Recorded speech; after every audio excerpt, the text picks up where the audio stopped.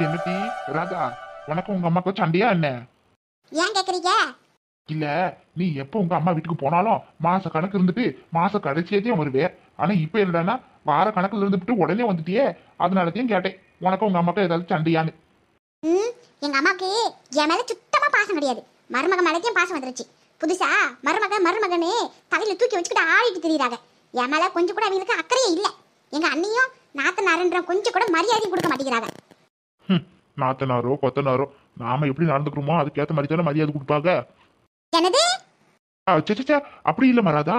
உனக்கே நீ பிறந்த வீட்டுல உனக்கே மரியாதை இல்லாதப்போ அந்த வீட்டுக்கு நீ ஏன் மறுபடியும் போனேன்னு சொல்லி நீ ஊருக்கு வந்ததுதான் சரி.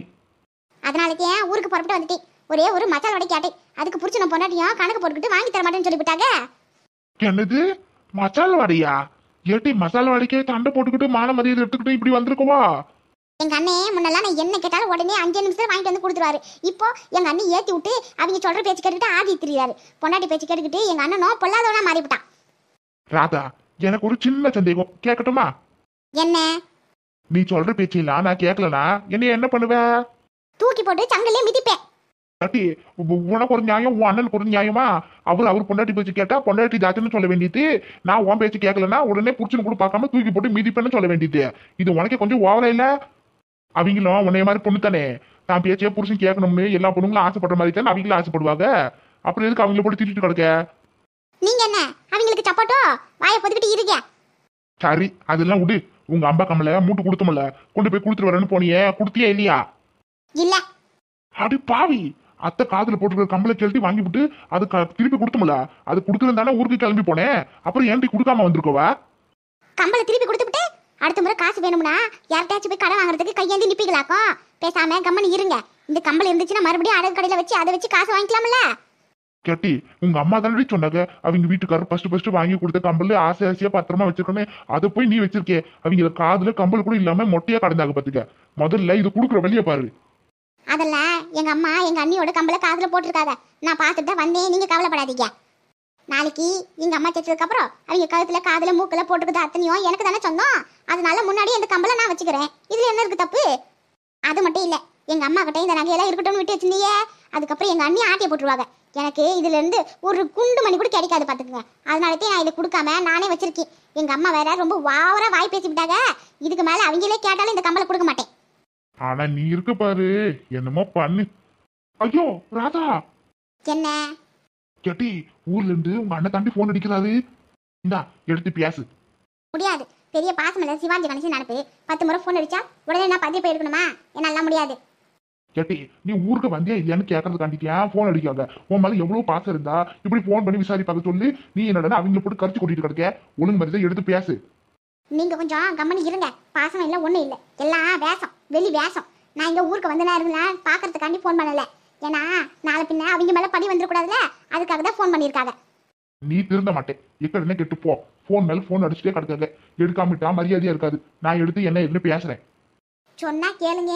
என் அண்ணனை பத்தி உங்களுக்கு தெரியாது. அவர் ஒரு வேளை கம்பளை கேட்கறதுக்காண்டி கூட போன் பண்ணுவாங்க. அதனால கம்மனு விட்டுருங்க. கேட்டி வாய மூடு. கம்பல் அடுத்து உங்க பொருளுக்கு என்னைக்கும் ஆசைப்படக்கூடாது. அது நம்ம கையில நிரந்தரமா இருக்கும் இருக்காது. ஒழுங்கு மரியாதையா உங்க அம்மா கம்பளை கொண்டு போய் கொடுக்குற வழியை பாரு. இங்க பாரு, நீ பேசு பேசாட்டி போ. நான் போன் எடுத்து பேசதான் போறேன் பாத்துக்க. என்னைக்கா இருந்தாலும் நீ அந்த வீட்டுல பிறந்த பொண்ணு. இன்னைக்கு இல்லைனாலும் நாளைக்கு உடனே போய் சேர்ந்துக்கிடுவேன் உன் அண்ணன் தம்பியோட. ஆனா கடைசியில நான் தான் அனாதையா நிக்கணும். அப்புறம் நாலு பின்ன நான் அத்தனை முறை போன் அடிச்சுனே நீங்க ஏன் எடுக்கல, எங்களுக்கு கொடுக்குற மரியாதை இவ்வளவுதானு என்னைய பார்த்துதான் கேள்வி கேட்பாங்க. அதனால நான் எடுத்து பேசதான் போறேன். உனக்கு இஷ்டம் விருப்பம் இல்லைன்னா வாயை புதிட்டு அமைதியா இரு. என்னமோ போக, என்கிட்ட மட்டும் போன கொடுக்காம இருக்க. பேசதான் பேசுறீங்க. தயவு செஞ்சு இங்க நின்று பேசாம அங்கிட்டு போய் பேசுங்க. போக. தலை வலிக்கு. ஒரு காபி போட்டு குடுக்கறதுக்கு கூட இந்த வீட்டுல ஒரு ஆள் இல்லை. என்னடி சொன்ன? காது கேட்கல. ஐயோ அத்தி, நீங்க எப்போ வந்தீங்க? உங்க மவங்கிட்ட உங்களை பத்தி இப்பதான் கேட்டுட்டு இருந்தேன். அதுக்குள்ள நீங்களே வந்து நிக்கிறீங்க. இந்த ஒரு பழமொழி கூட சொல்லுவாங்கல்ல, கும்பிட போன சாமி குறுக்க வந்துச்சான்னு. அந்த மாதிரி உங்களை பத்தி தான் உங்க மவங்கிட்ட கேட்டிருந்தேன். அதுக்குள்ள நீங்களே காட்ட வந்து நிக்கிறீங்க. உங்களுக்கு 100 ஆயுசு போக. போதும் முடி போதும். உன் அடிப்பெல்லாம் போதும். 100 ஆயுசா? அல்ப ஆயுசுல போய் சேர மாட்டேனானே. நீ அலையிறதுல எனக்கு தெரியும். இதுல வேற 100 ஆயுசா? அது உன் வாயில சொல்லாதே. நான் வந்ததெல்லாம் இருக்கட்டும். நீ என்ன உன் அம்மா வீட்டுல போய் ஒரேடியா உட்காந்துருவியா? இங்க உன் புருஷன் இருக்கான்றது கொஞ்சம் கூட பொறுப்பே கிடையாது. நீ போய் உன் அம்மா வீட்டுல நல்லா 3 வேளையும் வாய்க்கு ருசியா மூக்க பிடிக்க தின்னுட்டு வருவ. ஆனா என் புள்ள சோத்துக்கு ஹோட்டலுக்கு வெளியே அழிஞ்சிட்டு கிடக்கணுமா? நான் வந்து இங்க சோறு பொங்கி அவனுக்கு கொடுத்துட்டு கிடக்கேன். நீ உங்க அம்மா வீட்டுல போய் சட்டமா உட்காந்து உட்காந்துட்டு கிடக்க. உனக்கு எவ்வளவு திமிரு?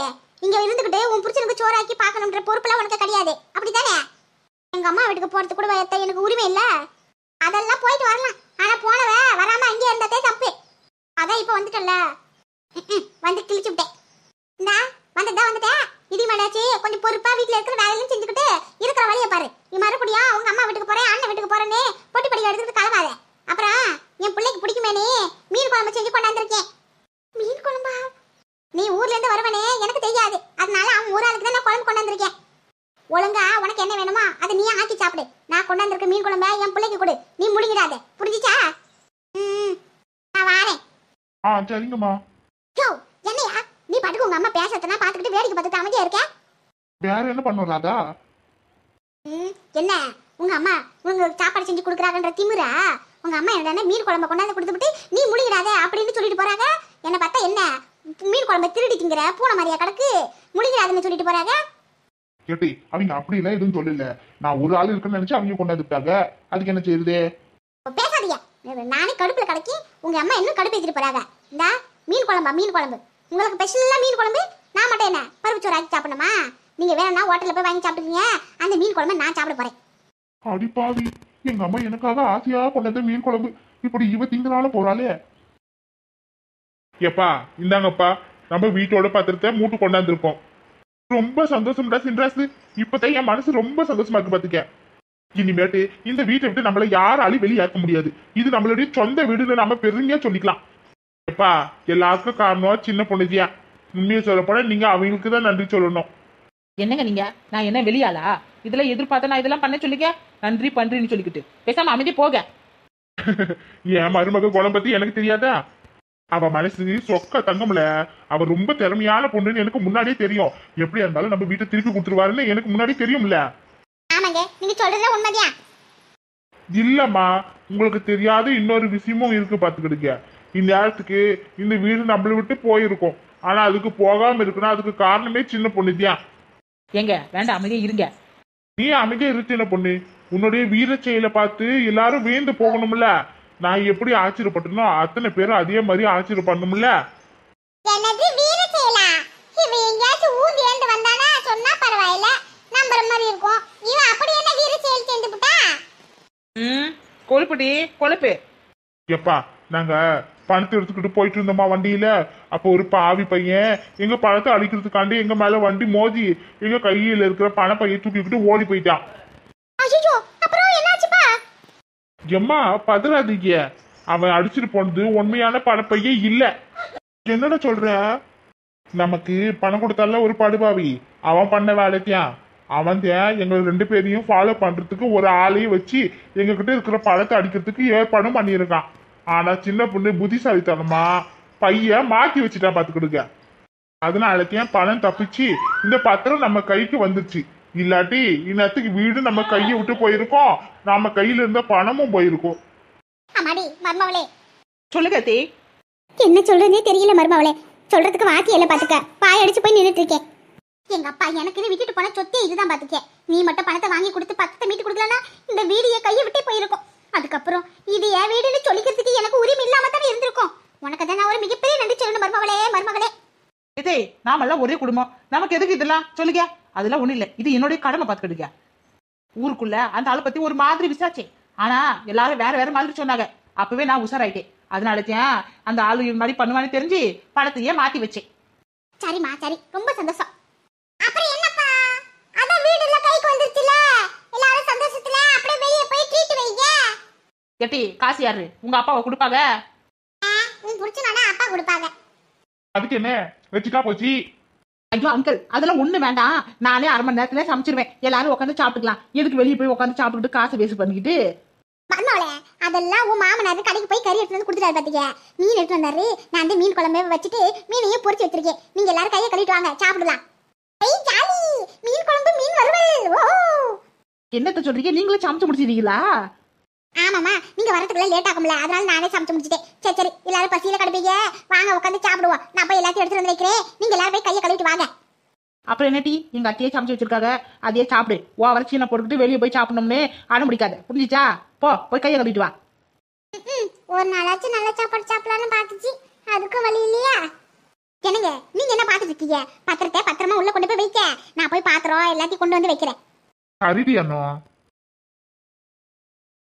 இதை எல்லாத்தையும் கொண்டு வந்து வச்சிட்டீங்களா? இந்தா கொண்டாந்து ஓனா வச்சுட்டு தான் இருக்கேன். அது இல்லாதே எனக்கு ஒரு சின்ன ஆசை. அதாவது என்னம்மா சொல்லு. அங்கிள், எங்க ஆச்சி ஊர்ல இருந்து வந்தாங்கல்ல, அன்னைக்கு நாம எல்லாரும் வெளியே காத்தோட்டமா அரை பண்ணி மூட்டத்துல உட்காந்துக்கிட்டு அப்படியே கதை பேச்சுக்கிட்டு ஜாலியா உட்காந்துரும்ல, அதே மாதிரி இன்னைக்கும் அரை பண்ணியாட்டம் நல்ல காத்து குழு குழுன்னு அடிக்க பாத்துக்கோங்க. நம்ம எல்லாரும் அங்க உட்காந்துக்கிட்டு நிலாவை பார்த்துக்கிட்டு நிலா சோறு சாப்பிடணும்னு ஆசையா இருக்கு. நிலா சோறா? நிலா நிலா ஓடி வா, நில்லாம ஓடி வா, மலை மலை ஏறி வா, மல்லிகைப்பூ கொண்டு வா. நீ வாயை கொஞ்சம் மூடி வா. அப்பா சின்ன பொண்ணு சொல்றது நல்லதாப்பா இருக்கு. எல்லாரும் குடும்பமா உட்காந்துக்கிட்டு பேசிக்கிட்டு நிலாவை பார்த்துக்கிட்டு அந்த காத்தோட்டமத்துல சாப்பிடும்போது இன்னும் அருமையா இருக்கும்ல. பிள்ளைகள்லாம் ஆசைப்படுதுங்க எட்டி அண்ணா. அப்புறம் என்ன ஒவ்வொன்றத்தையும் கொண்டு போய் வெளியே வச்சு அங்கேயே சாப்பிடுவோமே. சரிங்க. ஐயா ஜாலி. நாம இன்னைக்கு நிலா சோறு சாப்பிட போறோம். அதுவும் நிலாவுக்கே போய் மீன் குழம்பு சாப்பிட போறோம். சீக்கிரம் வாங்க வாங்க. இதை நீங்க போங்க, நான் மத்ததுல கொண்டு வரேன். என்னங்க நிலா வெளிச்சம் நல்லா இருக்குல்ல? ஆமா சின்ன பொண்ணு, அடிக்கடிக்கு நாம எல்லாரும் இது மாதிரி குடும்பமா உட்காந்து சாப்பிட்டு நிலா சோறு சாப்பிட்டா ரொம்ப சூப்பரா இருக்கும். சின்ன வயசுல எல்லாம் எங்க அம்மா இப்படிதான் நிலாவை காட்டி சோறு ஊட்டுவாங்க. ஆனா இப்ப இருக்கிற அம்மாங்கெல்லாம் போனை காட்டிதான் பிள்ளைங்களுக்கு சோறு ஊட்டுறாங்க. என்ன பண்றது, காலம் மாறி போச்சு. நிலாவே போக போக இருக்கிற குழந்தைங்களுக்கு எல்லாம் மறந்தே போயிடும் போல. நிலால ஒண்ணு இருக்கிறதே யாருக்குமே ஞாபகமே வராதுன்னு நினைக்கிறேன். எங்களுக்கெல்லாம் கரண்ட் ஆஃப் பண்ணதே வெளியே வந்து இப்படி நிலால உட்காரணும்னு தோணும். மற்றபடி உள்ள உட்காந்துக்கிட்டு உள்ளாவா படுத்துக்கிட்டு இருக்கணும்னு தான் தோணும். சரி சரி, ஒவ்வொரு வேற கவா கவான்னு பசிக்குது. என் கையில மீன் குழம்பு சட்டியை வச்சுக்கிட்டு இப்படி ஆளாளுக்கு மாத்தி மாத்தி பேசிட்டு இருந்தா எப்படி? முதல்ல தட்டுல சோத்த போடுங்களேன். சரி சரி எல்லாரும் உட்காருங்க. எட்டி அண்ணா சாப்பாடு போட்டு கொடு எல்லாருக்கும். சரிங்க. நல்ல மனமா இருக்கே. ஆண்டி மீன் குழம்புல மாங்காய் போட்டியலோ? ஆமாமா. அதானே பார்த்தேன். டேஸ்ட் இன்னும் பிரமாதமா கிடைக்கே. எத்தே நீங்க என்ன பண்ணுவீங்க எனக்கு தெரியாது. இனிமேட்டு நாம எல்லாரும் சேர்ந்துக்கிட்டு வாரத்துல ஒரு நாளாச்சு இந்த மாதிரி வெட்ட வெளியில நிலாச்சோறு உட்காந்து சாப்பிட்டே அவனை பார்த்துக்கிடுங்க. அதுக்கு என்ன, சாப்பிட்டா போச்சு. அந்த காலத்துல எல்லாரும் சேர்ந்தாப்புல உட்காந்து தான் சாப்பிடுவோம். அப்பத்தியே சாப்பாடு ஏற குறைய இருந்தாலும் எல்லாரும் ஷேர் பண்ணி சாப்பிட்டுக்கிடுவாங்க. ஆனா இப்ப இருக்கீங்க அப்படி இல்ல. ஒவ்வொருத்தரும் ஒரு நேரத்துக்கு வெளியே போயிட்டு வராங்க. வந்தவொடனே கை கழுவ கூட கழுவுறது இல்லை. உட்காந்து தட்டை போட்டு சாப்பிட்டுட்டு போய் கவுந்து வச்சு படுத்துக்கிறாங்க. ஏட்டி இது என்ன அந்த காலம் மாதிரியா? இப்போ நவீன காலம் பாத்தீங்க. கையில செல்போன் வந்துச்சுல, எல்லா பிள்ளைகளும் செல்போனை பார்க்க ஆரம்பிச்சிச்சுன்னா பெற்றவங்களை கூட பார்க்க நேரம் கிடையாது அவங்களுக்குலாம். ஆமா, அதை சொல்லுங்க முதல்ல. சரி சரி, இப்படி எல்லாரும் பார்த்துக்கிட்டு இருந்தா எப்படி? கையில சோத்த போட்டு வச்சுக்கிட்டு இப்படி உட்காந்து பேசுறது நல்லது இல்ல. சாப்பிடும்போது வாயை மூடிட்டு பேசணும். அப்பதையா இல்லாட்டி உடம்புல ஒட்டாதுன்னு சொல்லுவாங்க. அதனால முதல்ல எல்லாரும் சாப்பிடுங்க. இன்னும் கொஞ்ச நேரம் போச்சுன்னா பனி அதிகமாயிடும். அப்புறம் ஜலதோஷம் தான் பிடிக்கும். சரியா சொன்னீங்க ஆண்டி.